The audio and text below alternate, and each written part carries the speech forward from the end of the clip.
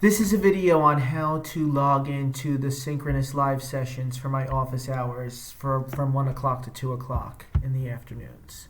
So what you'll need to do is sign into Blackboard 24/7. That's how we get in now. You'll use your student's ID number and their usual FCPS password.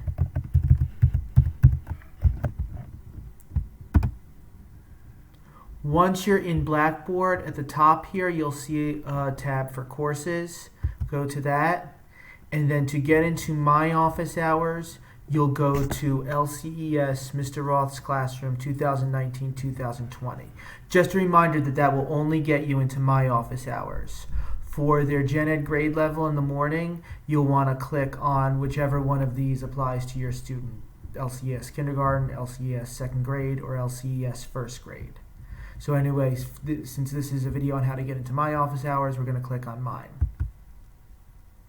Once you're in, you'll get to my home page. Now, I have a live sessions tab on mine over here. For some reason, that's not there on the students. I don't know why. I'm going to look into that. But you can still get into the live sessions.